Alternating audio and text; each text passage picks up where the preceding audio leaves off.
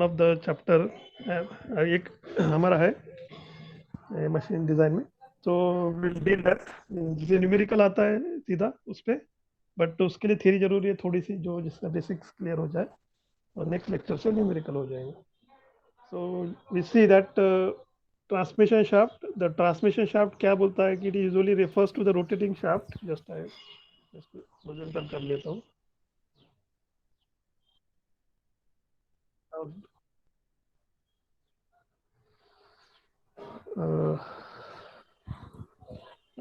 The transmission shaft, the term transmission shaft usually refers to the rotating machine element, और it circular in cross section रहता है वो generally shaft जब बोलते हैं। We support the transmission element, या gears, pulley या sprockets को हम लोड करते हैं, और जो शाफ्ट का काम है to transmit the power. So transmission shaft supporting the gears shown in figure 9.1, इस टाइप में दिखता है transmission shaft. Shaft is always stepped, ये स्टेप रहती है इसके ऊपर, जैसे आप दिख रही है 9.1 में। सेंट्रल में जहाँ पे कीवे लगाया है उसके ऊपर और ज़्यादा स्टेप बढ़ जाती है। सेंट्रल में जैसे गियर्स है या पुलीज है, इसको माउंट किया जाता है। ओके, और जो एंड में लेफ्ट एंड दिख रहा है, राइट एंड दिख रहा है, उस लेफ्ट या राइट एंड के अंदर जो डायमीटर है थोड़ा सा कम किया जाता है, और वहां पर हम बेरिंग्स माउंट करते हैं। We are mounting the bearings at the ends. Left end या राइट हैंड साइड में आप देखेंगे कीवे लगा है, तो वहाँ पे चैम्फरिंग किया है और इजीली जो बेरिंग इंसर्ट किया करने के लिए। और लेफ्ट साइड में और राइट साइड में, लेफ्ट साइड में एक बेरिंग लगाया जाता है, राइट साइड में एक बेरिंग लगाया जाता है। और सेंट्रल में जहाँ पर ज़्यादा पोर्शन दिख रहा है शाफ्ट का, वहाँ पर आपके जो अलग अलग एलिमेंट्स है, जैसे गियर हो जाए या फिर आपका पुली हो जाए, तो इन सबको यहाँ पर सेंट्रल में माउंट किया जाता है विद हेल्प ऑफ की। ये जो स्क्वायर सेक्शन दिख रहा है, यहाँ पर हम कीवे बनाते हैं शाफ्ट के ऊपर, और गियर्स या पुलिस, इसमें हम कीवे बनाते हैं और की इंसर्ट करके उसे प्रॉपरली फिक्स किया जाता है विद असेंबली प्रोसेस। और वहाँ पर यहाँ पर एक्सप्लेन किया गया है, ये शाफ्ट का जनरली एक ओवरऑल नेचर इस टाइप में रहता है। Then shaft are given specific names in typical applications, and all application involve the transmission of power, motion and torque. So power transmission के लिए, motion transmission के लिए या torque transmission के लिए shaft का use किया जाता है। Some of the specific categories of the transmission shaft. Transmission shaft को हम categories करते हैं। एक है आपका axle, AXLE, axle. So the term axle is used for the shaft that support the rotating elements. Rotating element support करता है, just like wheels, hoisting, drums, ropes, and which is fitted to the housing by means of bearing. So in general हम ऐसा बोल सकते हैं, an axle is subjected to bending moment. Axle में bending moment रहता है due to transverse loads like bearing reactions, and does not transmit any useful torque. Generally axle में axle जब बोलते हैं तो उसमें टॉर्क ट्रांसमिट जनरली नहीं होता है, occasionally हो सकता है, but when you say axle, it is carrying only bending moment. So the rear axle of the railway wagon is one of the example of the axle. So यहाँ पर ये बोला है कि occasionally the axle also transmit torque. जैसे automobile rear axle, इसमें occasionally होता है कि जब एक्सल बोलते हैं तो वहाँ पे टॉर्क नहीं रहता है, जनरली बेंडिंग मोमेंट आता है। So axle is also type of shaft. An axle may rotate with wheel or simply support the rotating wheel. उसके बाद में सेकंड कैटेगरी या क्लासिफिकेशन ऑफ द शाफ्ट में आता है स्पिंडल। तो spindle is a short rotating shaft. छोटा वाला शाफ्ट अगर से रोटेट होता है तो उसे हम स्पिंडल बोलेंगे, we call it as a spindle. And the term spindle originate from the round tapering stick on spinning wheel. Spindles are used in machine tools such as the small drive shaft on a lathe or a spindle on the drilling machine. तो छोटे वाले जो shaft रहेंगे उसे हम spindle बोलेंगे, and it is also used for transmitting the power. तीसरी category आती है counter shaft. So it is a secondary shaft. Counter shaft ये ऐसा होता है कि जो सेकेंडरी शाफ्ट होता है, जब हम गियर बॉक्स को खोलते हैं तो गियर बॉक्स में जो मेन शाफ्ट रहता है वो जहाँ से वो पावर लेता है वो आपका मेन शाफ्ट रहता है, और उस शाफ्ट के बाद में भी दूसरा एक शाफ्ट लगा रहता है गियर बॉक्स में, जो कि पैरेलल रहता है to the main shaft, main shaft को पैरेलल में रहता है। ऐसा जो सेकेंडरी शाफ्ट रहेगा उसे हम काउंटर शाफ्ट बोलते हैं। It is necessary, sorry, it is a secondary shaft which is driven by the main shaft. उसका size and shape main shaft के सही का ही रहता है, but it is to be driven not driver. Main shaft जो रहता है उसे हम ड्राइवर बोलते हैं, और जो सेकेंडरी शाफ्ट रहेंगे सेकेंड या थर्ड उसे हम ड्रिवन बोलते हैं। तो ड्रिवन में जो आता है वो जो भी शाफ्ट ड्रिवन में आते हैं वो काउंटर शाफ्ट कहलाते हैं। So it is a secondary shaft which is driven by the main shaft. कोई लिखा है Jack shaft. It is an auxiliary or intermediate shaft between the two shafts that are used in transmission of power, and its function is same as that of the counter shaft. ये counter shaft कैसे लिखा है, उसका काम है जैसे auxiliary बोल सकते हैं, intermediate बोल सकते हैं, ठीक है, वो भी secondary या tertiary बोल सकते हैं shaft, but it is not a primary shaft. जो main shaft है वो नहीं रहता है, it is a secondary shaft. And another is a line shaft. Line shaft consists of a number of shafts which are connected in axial direction by means of coupling. So एक shaft जब हम ये लगाते हैं उसके axis में ही दूसरा shaft लगाते हैं, और उसके एक्सिस में भी अगेन तीसरा शाफ्ट लगाते हैं। वो तो शाफ्ट हम पैरेलल में नहीं है बोल रहे, शाफ्ट आर इन सीरीज। जब पैरेलल में बोलते हैं तो gear box is one of the good example when shaft are in parallel, ठीक है नहीं। गियर बॉक्स हम जब खोलते हैं तो देखते हैं कि एक शाफ्ट लगा है, उसके शाफ्ट में दूसरा शाफ्ट लगा है, बट दोनों शाफ्ट या तीसरा शाफ्ट लगा है, वो तीनों जो रहते हैं एक्सिस जो रहता है तीनों शाफ्ट का एक दूसरे से पैरेलल में रहता है ना। But when you talk about the line shaft, वो एक्सिस जो है एक के बाद एक लगते हैं, जैसे सीरीज कनेक्शन बोलते हैं, ठीक है नहीं। That's why it is a line shaft. So line shaft consist of number of shaft which are connected in axial direction by means of coupling. So जब हम एक्सियल में ज्वाइंट करेंगे तो उसे कपलिंग लगाना जरूरी हो जाता है, ठीक है नहीं। You know the coupling, coupling is a machine element which is used to join the two shaft. दो शाफ्ट अगर से एक्सिस में लगे, ठीक है, दोनों शाफ्ट का एक्सिस अगर से दो शाफ्ट है हमारे पास, एक मीटर का शाफ्ट है, दूसरा 1 मीटर का शाफ्ट है, और दोनों शाफ्ट को हमें ज्वाइंट करना है, तो दोनों शाफ्ट को कहीं ना कहीं ज्वाइंट करने के लिए कपलिंग का यूज किया जाता है। It is just connection between the 1 and 2 shaft. Second और थर्ड को भी ज्वाइन करना है तो कपलिंग लगाएंगे। ऐसे एक लाइन में हम सीरीज में लगाएंगे number of shaft, then it is a line shaft. So line shaft are very popular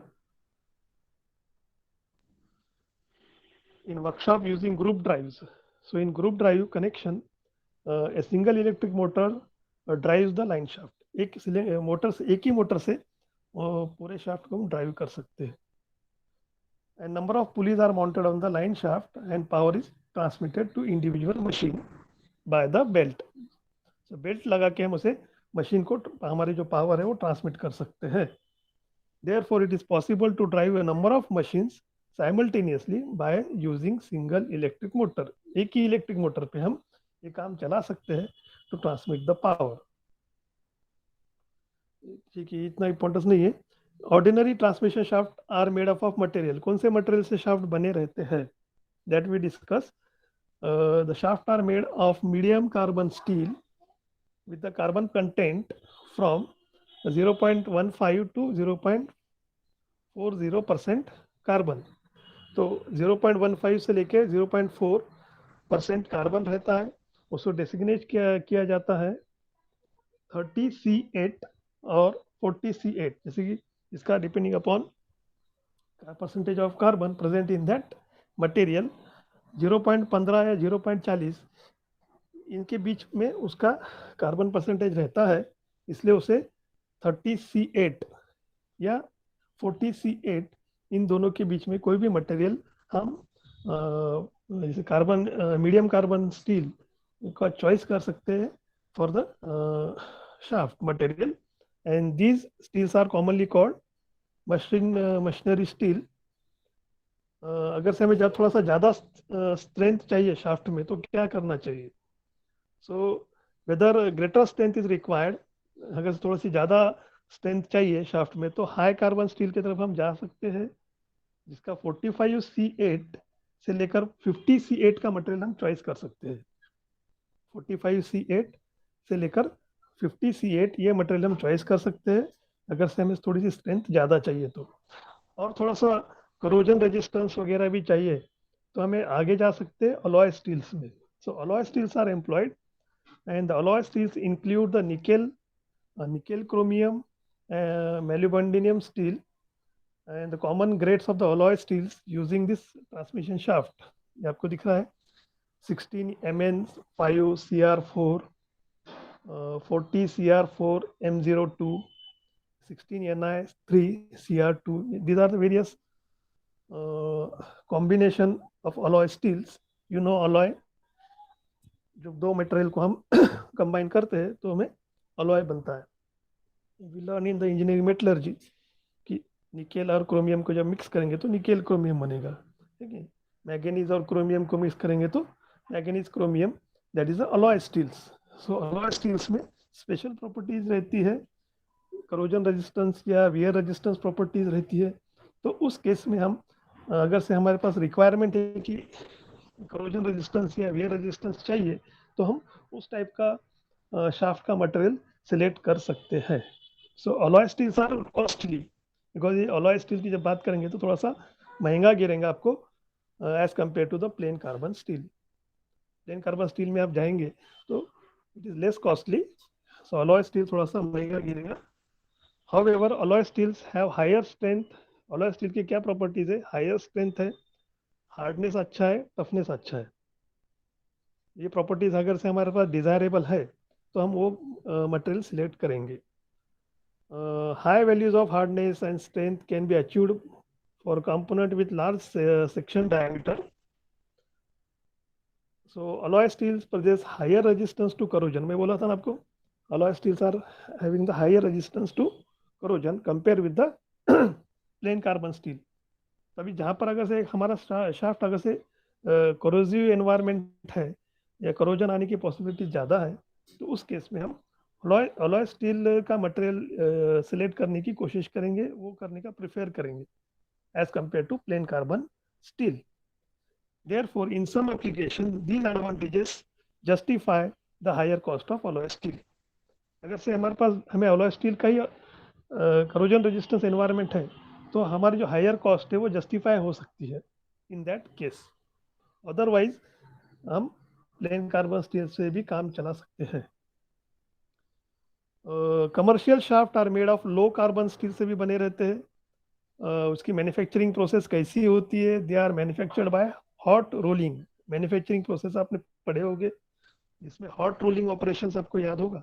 तो हॉट रोलिंग प्रोसेस से हम शाफ्ट बना सकते हैं और उसे फिनिश करते समय, जैसे हम फिनिश करना है, उसे एग्जैक्ट डायमीटर को बनाना है तो उसे हम कोल्ड ड्रॉइंग प्रोसेस से बना सकते हैं या टर्निंग पे भी कर सकते हैं। कोल्ड ड्रॉइंग या टर्निंग ऑपरेशन, टर्निंग ऑपरेशन आपने पढ़ा ही होगा मैन्युफैक्चरिंग प्रोसेस 4th सेमेस्टर में। Cold drawing produces the stronger shaft than hot rolling. So cold drawing से थोड़ा स्ट्रॉन्गर बनता है hot as compare to hot rolling operation. ये सारा रिलेटेड है manufacturing process of the shaft, that is just for your information. However cold drawing shaft have certain disadvantages. ये अपने लिए ज़्यादा इंपॉर्टेंट नहीं है as compare to design point of view. Okay, will discuss during machining operation. Okay, ठीक है, ये manufacturing process है, it is not that much important कि कैसे बनाया जाता है। उसके बाद ये standard diameter of the steel bar used for structural and general engineering purpose दिया है। इसमें डायमीटर्स दिए 5 मिलीमीटर, 6 मिलीमीटर, 8, 10, 12, 14, 14 के बाद 16। आप जैसे बोलते हो ना कि सर डायमीटर ऑफ शाफ्ट इतना आया है, जैसे हमारा डायमीटर हमने निकाला है, मान लो हमारा डायमीटर आया है 36, यहाँ पे 36 है ही नहीं अवेलेबल, है ना। तो 36 नहीं है तो 35 अवेलेबल है या फिर 40 अवेलेबल है। These are the standard diameters which are available in market. जैसे हमने 5 मिलीमीटर का डायमीटर हमारे पास अवेलेबल रहेगा, उसके बाद 6 का रहेगा, उसके बाद 8 का रहेगा, फिर 10 का रहेगा, 12, 14, 16, 18। फिर 20, 22, 25, 28, 30, 30 के बाद 32 का रहेगा, 35, 40, 40 के बाद में 45, 50, 55, 55 के बाद में 60, 65, 70। तो ऐसे डायमीटर के रेंज में ही, hello anybody want to tell? No word. तो ये जो डायमीटर के जो स्टेप्स है, it is standard diameters, table 9.1, standard diameter of the steel bar.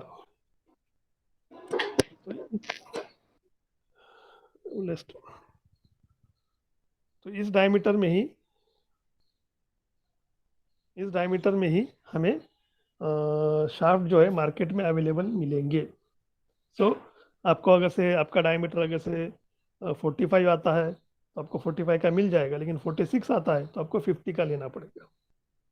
Okay, तो अभी जाएंगे हम shaft design on strength basis. 1 minute.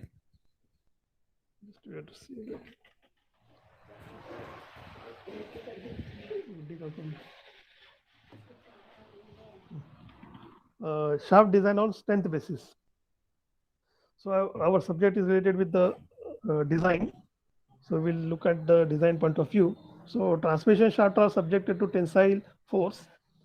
Tensile force expect है वहाँ पे ट्रांसमिशन ऑफ शाफ्ट में, कॉमा बेंडिंग मोमेंट भी हो सकता है और टॉर्शनल मोमेंट भी हो सकता है, और उसका कॉम्बिनेशन भी हो सकता है। So most of the transmission shaft are subjected to combine bending and torsional moment. So bending moment and torsional moment वहाँ पर शाफ्ट जहाँ पर हम डिज़ाइन करने जाएंगे तो ये हो सकता है। So design of transmission shaft consist of determining the correct shaft diameter. Shaft का करेक्ट डायमीटर हमें डिटरमाइन करना है from the strength point of view and from the rigidity point of view. So when the shaft is subjected to axial tensile force, axial tensile force ही act हो रहा है, दूसरा कोई फोर्स नहीं एक्ट हो रहा है, उस समय tensile stress is given by sigma T equal to load upon area. Sigma T क्या बोलता है कि tensile stress equal to load upon area, अगर से only and only tensile force वहाँ पे एक्ट होता है तो। सो लोड हमारा P रहेगा divided by area pi by 4 D square रहेगा। उसको रीअरेंज करते हैं तो हम sigma T equal to 4 times of P divided by pi D square. 9.1 equation you can see whenever shaft is subjected to only axial tensile force। अभी only axial tensile force है तो ये है, okay, sigma T equal to 4P divided by pi D square. अभी इसके अलावा भी और उसमें फोर्सेस आते हैं, जैसे कि when the shaft is subjected to bending moment, ठीक है, शाफ्ट के ऊपर बेंडिंग मोमेंट आएगा बिकॉज शाफ्ट जो है बेरिंग के अंदर है लेफ्ट और राइट साइड में, और सेंटर में क्या रहेगा आपका गियर्स वगैरह रहेंगे, तो डेफिनेटली बेंडिंग होगा वहाँ पर, शाफ्ट का बेंडिंग हो जाएगा शाफ्ट, तो उसमें बेंडिंग स्ट्रेसेस डेवलप होते हैं। So the bending stress is given bye, so you know the bending stress sigma b is equal to mb bending moment multiply by y divided by I, है ना। ये general equation है, आपको पहले भी पढ़ा होगा, bending moment into Y divided by I. Bending moment is mb, y क्या रहेगा, डायमीटर, शाफ्ट है तो डायमीटर है, डायमीटर है तो क्या बोलेंगे हम उसे, y क्या रहेगा d/2, रेडियस है ना, y इज नथिंग बट 50% रहता है वो, जब हम सर्कुलर एरिया कंसिडर करते हैं तो it is y equal to d/2, और I is nothing but for circular section, generally shaft जो है सर्कुलर सेक्शन ही रहते हैं, तो π/64 d4 रहता है, you know moment of inertia of circular section, π/64 d⁻⁴। तो इसे रीअरेंज करेंगे तो हमें मिलेगा 32 mb डिवाइडेड बाय पाया d³, ठीक है। इसी इक्वेशन को रीअरेंज करने के बाद 32 mb पाया d³ मिलेगा, equation 9.2। So this is used for when shaft is subjected to bending moment. ये इक्वेशन हमें बेंडिंग मोमेंट की जगह काम में आएगा जब हम शाफ्ट डिजाइन करने जाएंगे। थर्ड पॉइंट ऑफ व्यू है कि when the shaft is subjected to torsional moment, ठीक है, बिकॉज शाफ्ट है तो डेफिनेटली वो टॉर्क रहेगा, वहाँ पर टॉर्क रहेगा, मतलब पावर तभी ट्रांसमिट होगी जब टॉर्क ट्रांसमिट होगा, है ना। तो टॉर्क रहेगा ही वहाँ पर। तो वहाँ पर क्या रहेगा, when the shaft is subjected to pure torsional moment, अगर से प्योरली टॉर्शनल मोमेंट ही है उस केस में टॉर्शनल शियर स्ट्रेस डेवलप होते हैं, शाफ्ट के अंदर टॉर्शनल शियर स्ट्रेस डेवलप होते हैं। So torsional shear stress is given by tau equal to M T into R divided by J. ये इक्वेशन है, स्टैंडर्ड इक्वेशन है। If you see the strength of material और book, you can find the chapter torque, वहाँ पे आपको मिल जाएगा कि shear stress equal to mt torsional moment mt multiplied by radius of the shaft divided by j, that j is nothing but the polar moment of inertia. j is nothing but polar moment of inertia. So उससे आगे जाएंगे तो हम mt, r is nothing but the radius of the shaft which is nothing but the diameter divided by 2, so it is d by 2 divided by polar moment of inertia for the circular section. Circular section के लिए polar moment of inertia बोलता है कि pi by 32 D raise to power 4। Okay, so इसी equation को हम rearrange करेंगे। So we get tau equal to क्या मिलेगा हमें, 16 multiply by M T that is torsional moment divided by pi D to the power of cube, equation number 9.3।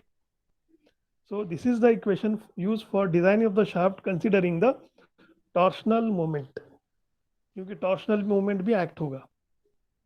Bending moment अगर से है तो 9.2, टॉर्शनल मोमेंट है तो 9.3, और टेंसाइल है तो इसके पहले का 9.1 वाला इक्वेशन जो कि टेंसाइल स्ट्रेसेस के लिए काम में आएगा। तो ये तीनों स्ट्रेसेस वहाँ पर शाफ्ट के ऊपर एक्ट होते हैं।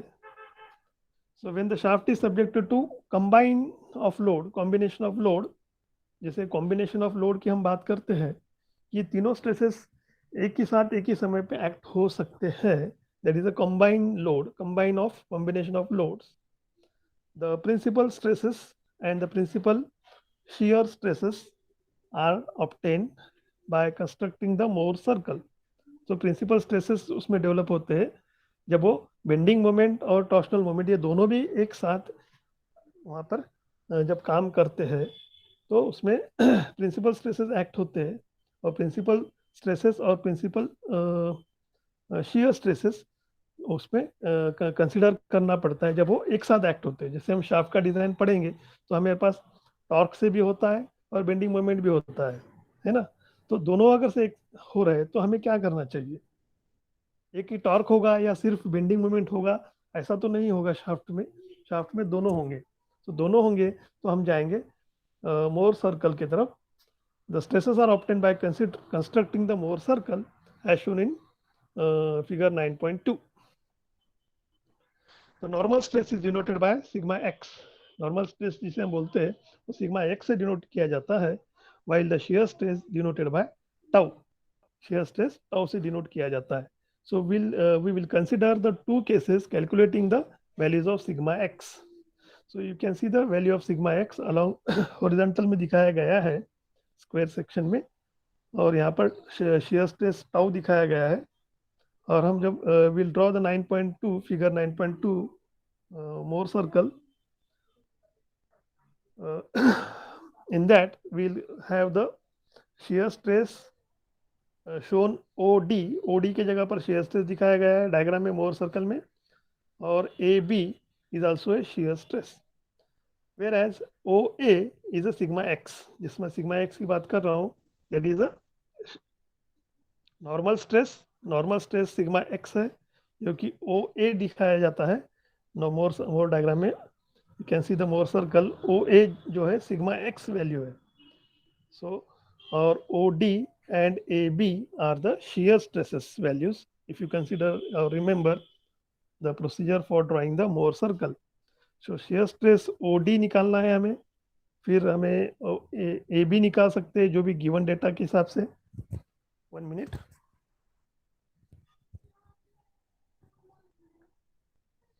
और ओ ए जो कि नॉर्मल स्ट्रेस दिया रहता है sigma x, it may be a bending और it may be a tensile.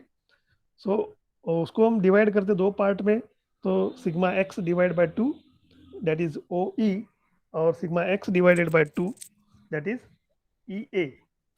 Diagram में ई ए दिख रहा है, वो सिग्मा एक्स डिवाइड बाय 2 और O E sigma x divide by 2।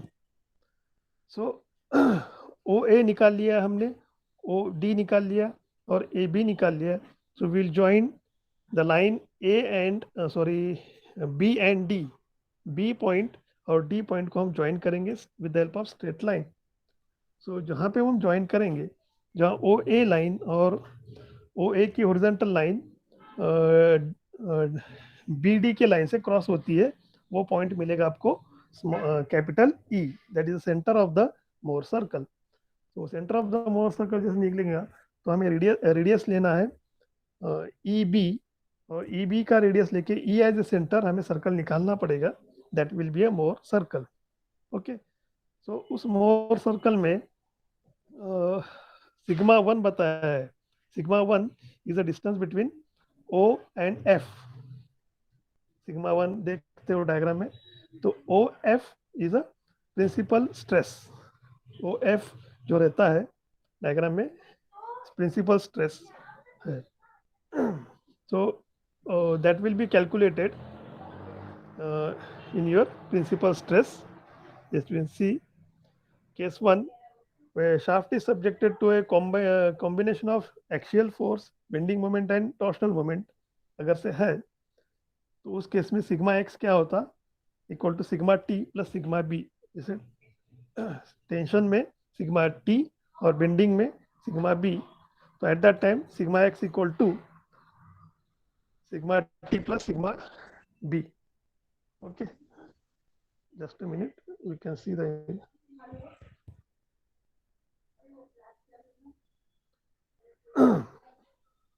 case 2.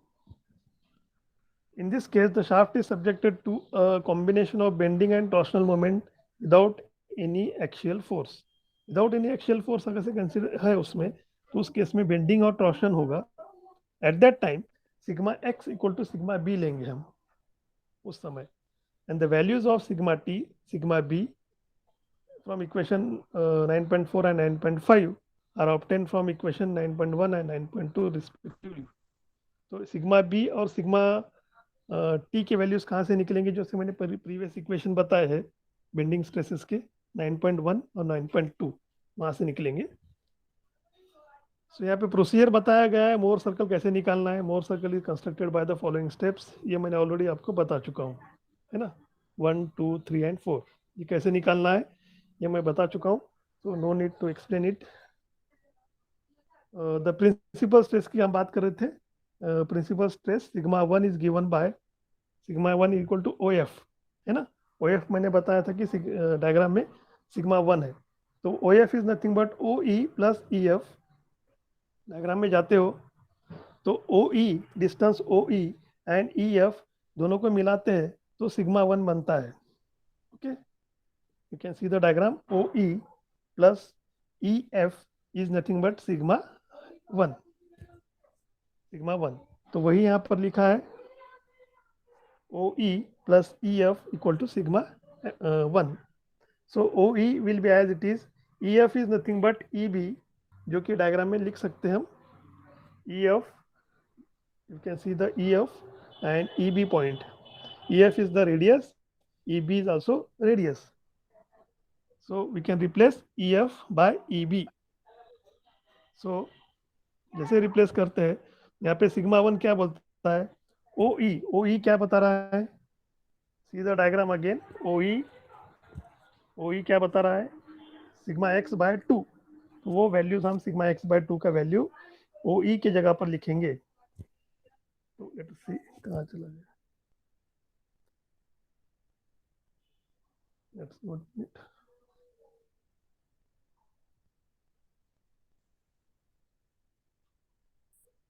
Page number C,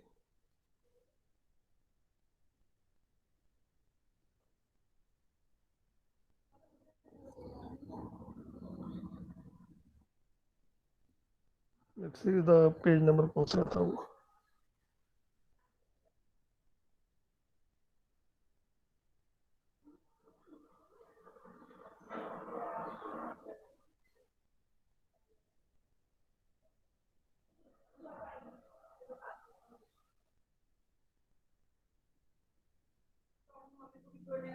just wait, यहीं पे था पॉइंट।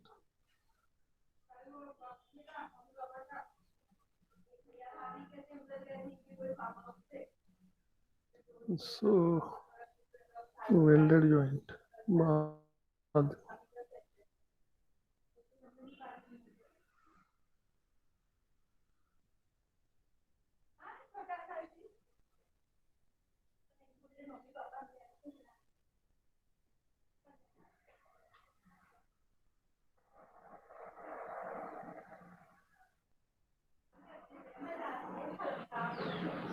यहाँ पर 355, यहाँ पर आए थे हम, यहाँ पर okay. So sigma 1 is sigma x by 2 plus यहाँ पर हमने क्या लिखा है, EB का वैल्यू, EB का वैल्यू क्या है, you can see the diagram. EB क्या हो रहा है, EB इज द रेडियस, तो वो ट्रायंगल बनता है, तो ट्रायंगल में क्या बनता है, EA, पाइथागोरस थ्योरम अगर लगाते हैं तो EA स्क्वायर और AB स्क्वायर बराबर, उसका अंडर रूट लेना पड़ता है। EB is a hypotenuse, so it is under root of EA and AB। so यही लिया है यहाँ पर यूजिंग पाइथागोरस थ्योरम, यहाँ पे under root of sigma X by 2 square plus shear stress square. तो ये होगा आपका इक्वेशन 9.6, दैट इज सिग्मा 1 का value, principal shear stress. So principal shear stress, the principal stress हो गया ये सिग्मा 1। उसके बाद है principal shear stress, that is tau max is given by EH कहाँ पर है, EH that is a radius, again radius, that is a vertical line EH, that is a sigma tau max, which is the shear stress, maximum shear stress.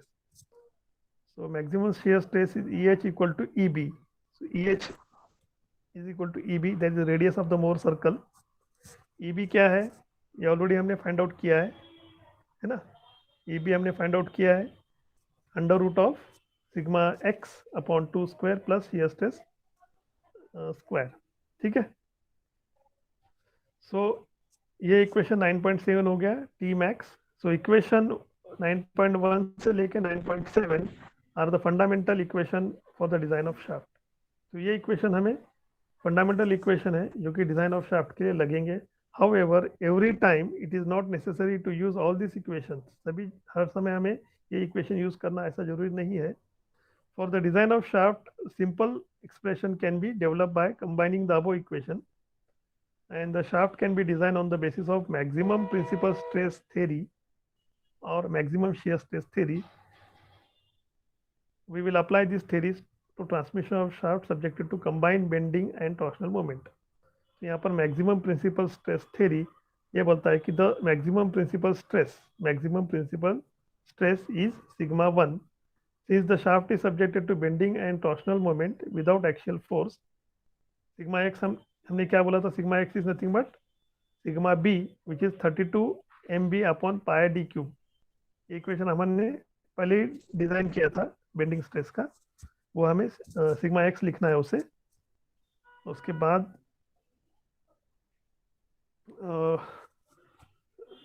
Shear stress क्या निकाला था हमने, 16 MT divided by pi D cube shear stress.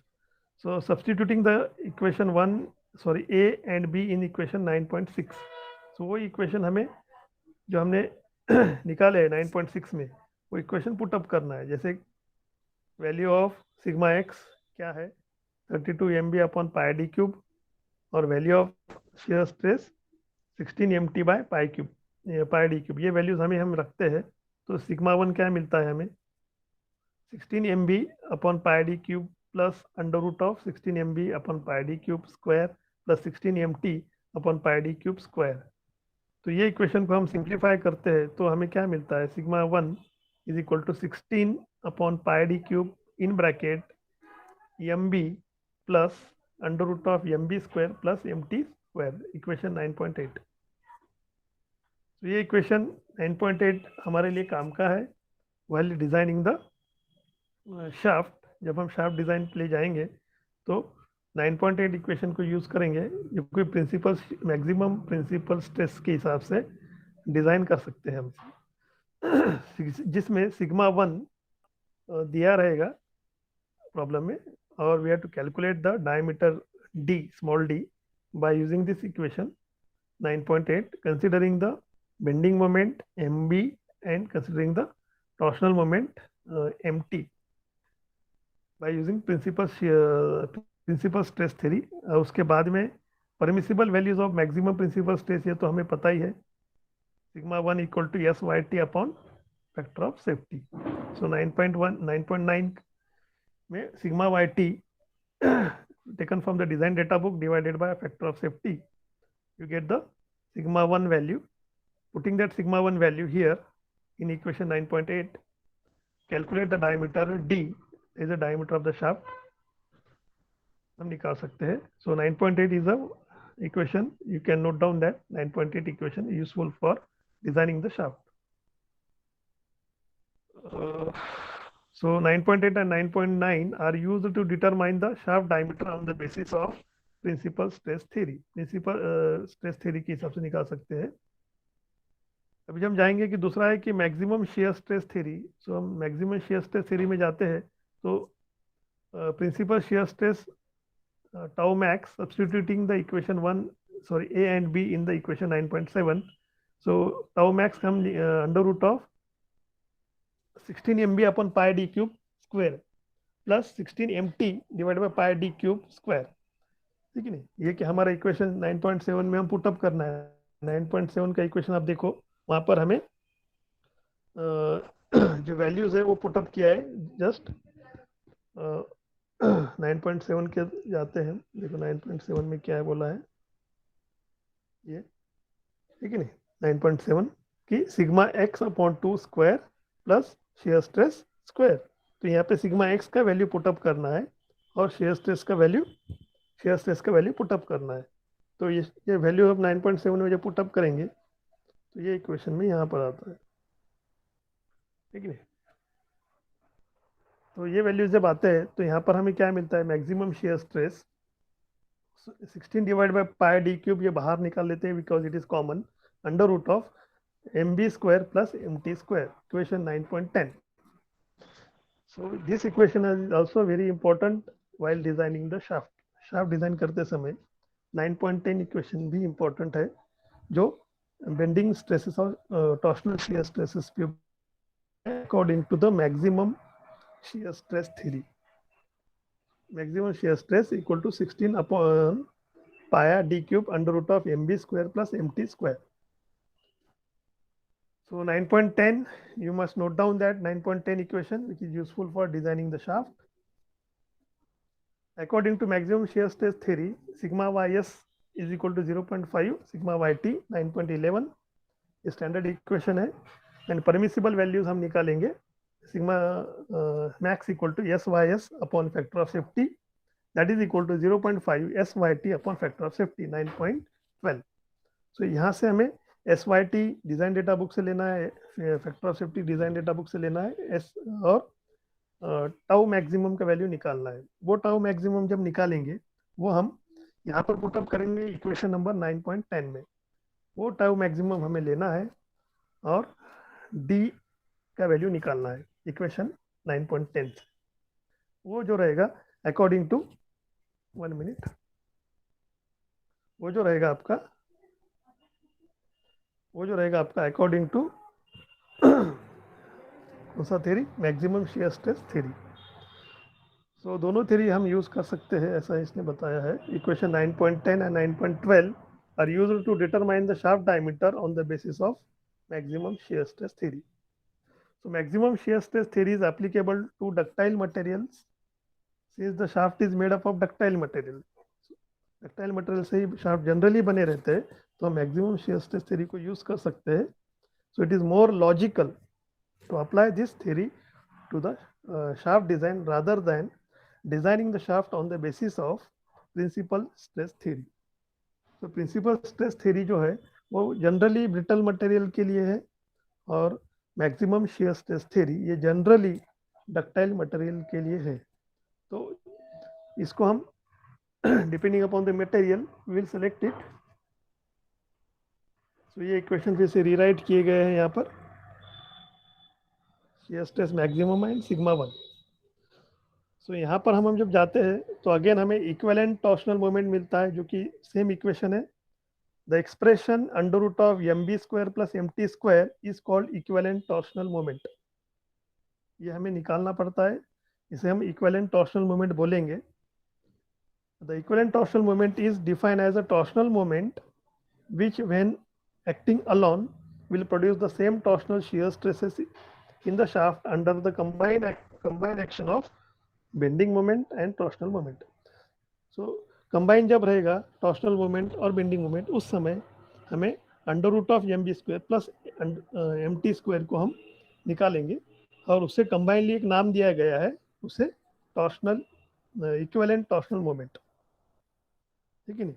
Equivalent torsional moment जब हम बात बोलेंगे तो हमें कंसिडर होना चाहिए कि वो under root of M B square plus M T square ही है। Okay, so what is equivalent bending moment? Equivalent bending moment ये सेकंड वाला है। द एक्सप्रेशन जो सिग्मा 1 के इक्वेशन में आया है, M B plus under root of M B square plus M T square, it is called equivalent bending moment. जब हम इक्विवेलेंट बेंडिंग मोमेंट बोलेंगे तो हमारे पास हमारे दिमाग में आ जाना चाहिए कि वो M B plus under root of M B square plus M T square है जब भी हम इक्विवेलेंट बेंडिंग मोमेंट बोलेंगे। तो जब भी हम इक्विवेलेंट टॉर्शनल मोमेंट बोलेंगे तो हमें दिमाग में आना चाहिए कि under root of M B square plus M T square. उसके अलावा इसमें कुछ नहीं है, वो दोनों को कंबाइन एक नाम दिया गया है कि इसको हम क्या बोलेंगे और इसको हम क्या बोलेंगे। ओके, दोनों इक्वेशन से अलग अलग आए हैं।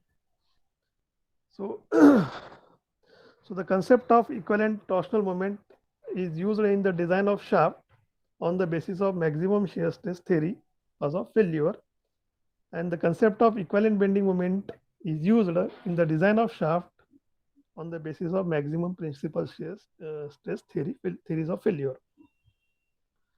So हम maximum principal stress theories of failure में जाते हैं या फिर maximum shear stress theories of failure में जाते हैं। दोनों थ्योरी से हम निकाल सकते हैं, और जो थ्योरी आपको यूज करने चाहिए depending upon the ductile material और depending upon the brittle material, we can use it and we can decide the diameter of the shaft. ठीक है, सो ये टर्म आपको इसलिए पढ़ाई जा रही है कि क्योंकि ये इक्वेशन हमें यूज करने पड़ेंगे जब भी हम इसके आगे न्यूमेरिकल सॉल्व करेंगे। तो will directly write down this equations, but you should know how it comes, from which theory it comes, कि कैसे आया है इक्वेशन, इसमें एम बी क्या रहता है। अभी हम पूछते हैं एम बी क्या है, तो you should know what is M B. M B is a maximum bending moment. What is M T? M T is a maximum torsional moment. तो ये आपको कंसेप्ट क्लियर चाहिए। सिग्मा 1 क्या है? Sigma 1 is a maximum principal stress, और tau max क्या है? It is maximum shear stress. तो ये सब कंसेप्ट है, उन कंसेप्ट से ये आए हैं। It is originated from the concept. So है कुछ भी नहीं, we have to remember this two equation for designing the shaft. Okay, so ये अलग है, shaft design by torsional rigidity basis. Related torsion के हिसाब से हम जब जाएंगे तो वो रिजिडिटी बेसिस के ऊपर हम डिजाइन कर सकते हैं।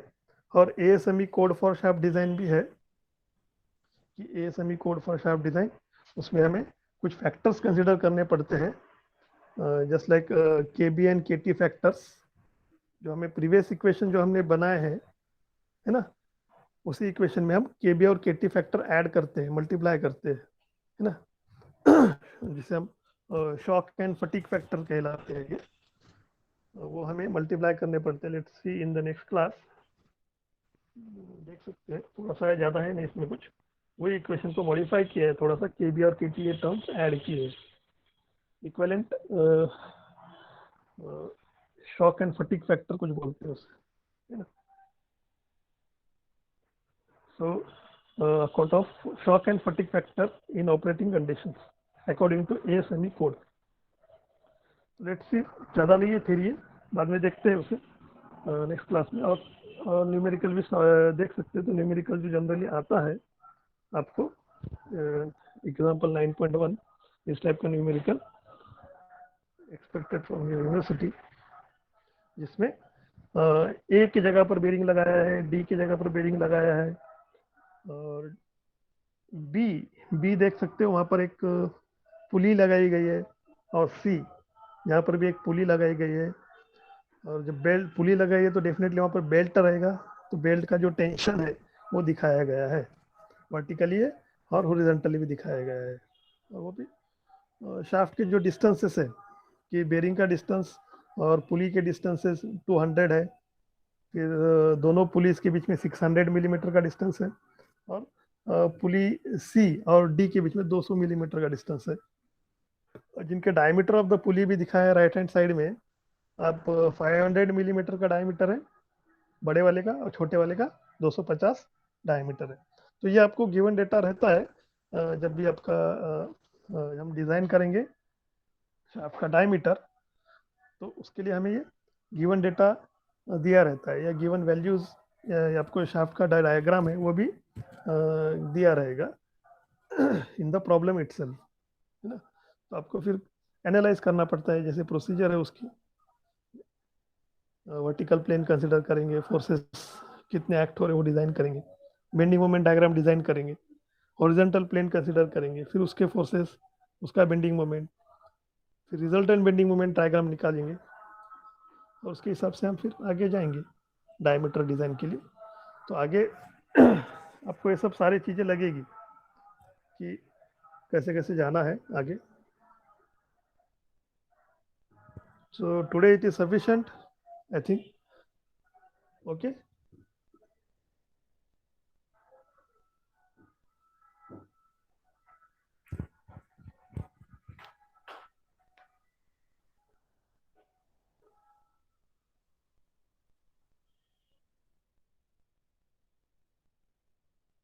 हेलो मोहित।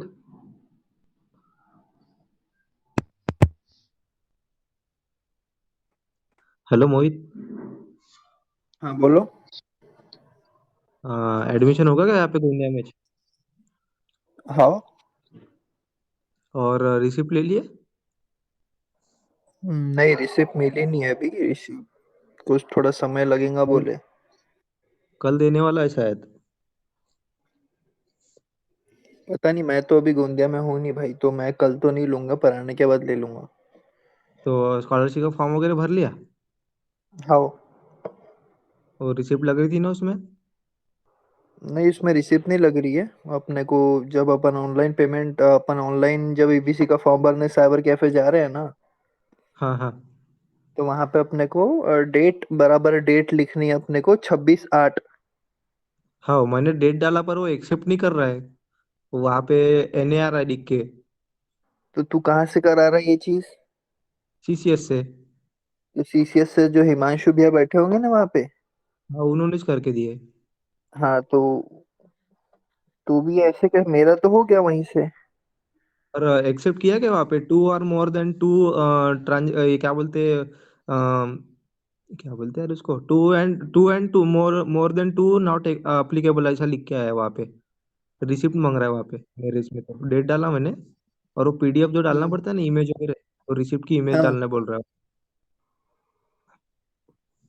पता नहीं यार, इस तरीके का प्रॉब्लम कुछ मेरे साथ नहीं आया था। बस पटेल सर का नंबर है क्या? हाँ वहाँ गया था तो उसने बोला रिसिप्ट देगा वो, यानी कल परसों में। तो रिसिप्ट ले हाँ। जाके वहाँ पे डाल दिया। बंकिश पटेल को पूछा मैंने। हाँ, तो कोई प्रॉब्लम तो नहीं होगा बोले ना। अब तारीख चलेगी, इसका मतलब ये नहीं तो नहीं कि अभी 2 दिन बाद रिसिप्ट दोगे, तो ऐसे कोई हड़बड़ी तो नहीं है बोलना। नहीं नहीं, लॉगिन हो गया मेरा, लॉगिन वगैरह सब कुछ हो गया। फॉर्म वगैरह तूने भर के हो गया। सीसीएस से चिट्ठी विट्ठी निकाल ली ना पूरा? सब कुछ ID पासवर्ड है ना मेरे पास। हाँ, तो हो गया ना फिर, और टेंशन किस बात का है? नहीं नहीं, टेंशन कोई बात की नहीं है। बस वो रिसिप्ट मिलने को, यानी तुम लोगों को भी मिलेगी रिसिप्ट, वो डालना पड़ेगा वहाँ पे। हाँ, तो वो तभी आप मास्टर डालते बैठेंगे ना, अपन कहाँ डालते बैठेंगे अब। नहीं, CCI जाके डालना पड़ेगा अपने को। अपने को डालना है क्या? अरे मोहित भी नहीं तो अपलोड करना है अपन को। अपलोड हाँ करना वो है अपने को। समझ गया मैं। हाँ चल वही ठीक तो है। बोल। कब कब मिल रही है और कब तक करना है अपलोड? कल मिलेंगे, फिर कर लेना 1-2 दिन में। कॉलेज जाके देखना पड़ेगा ना। कॉलेज में प्रजय कल मैं मिल तो रही हूँ नहीं है। यहाँ पे, तेरे को ही करना है मेरा अरे काम। अरे भाई, तो तुम गोंदिया आओ ना बे, 28 से एग्जाम है ना भाई। 28 से नहीं है ना यार एग्जाम? अरे मैं बोल रहा हूँ ना, यहाँ इतने सारे वो मैं उसमें हूँ ना, क्या नॉन एलिजिबल वाले ग्रुप में हूँ और नॉन ऑफलाइन वाले में भी हूँ। वहाँ सब लिखा है प्रजय पूरा, भाई वो आरटी समर में मम्मी ने भेजा है।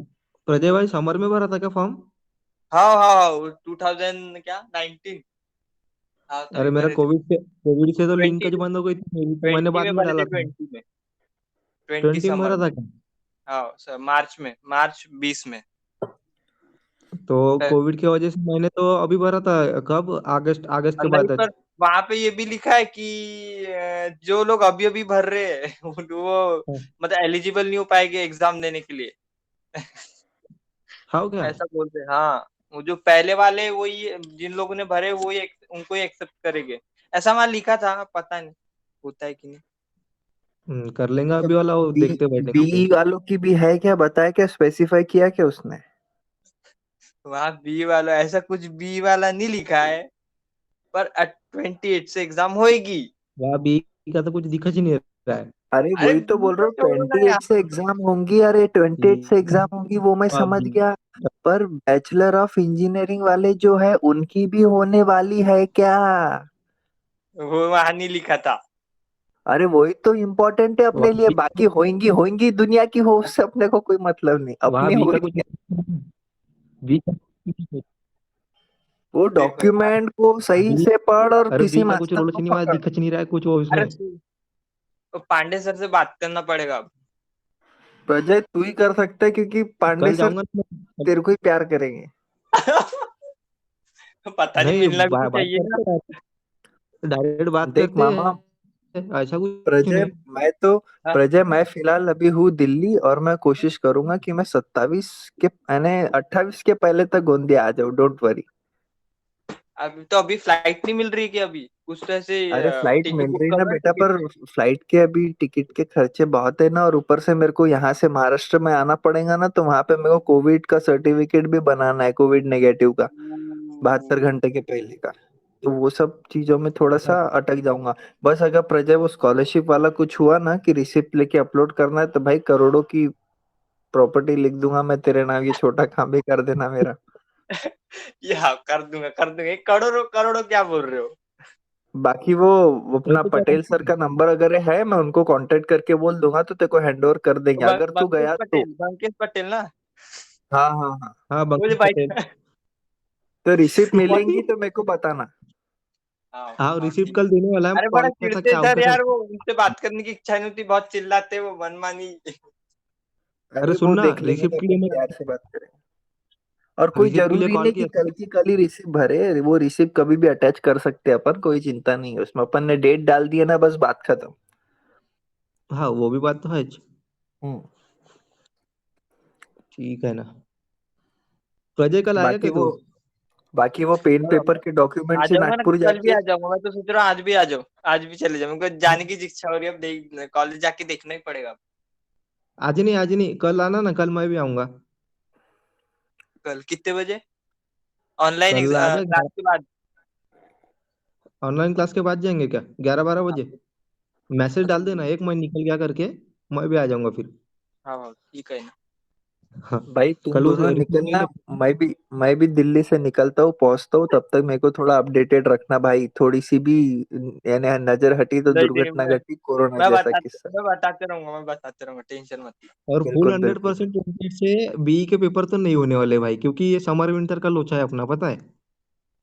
हाँ तो मैं वही बोल रहा हूँ, ये जो भी 28 तारीख है ना, 28 तारीख से जो एग्जाम होने वाली है, वो LLB RTMNU से जो जुड़े हुए BSc BCom इन सब के जो पेपर है ना, वो होने वाले। वो डॉक्यूमेंट्स जो PDF के भेजे, वो थोड़ा अच्छे से पढ़ना। उसमें कहीं हाँ, भी मैं पढ़ा। बैचलर यानी BE कहीं लिखा ही नहीं है। बी कहीं लिखा नहीं है, और टेबल जो दिखा रहा है ना, वो टेबल पे पढ़ना। जो जो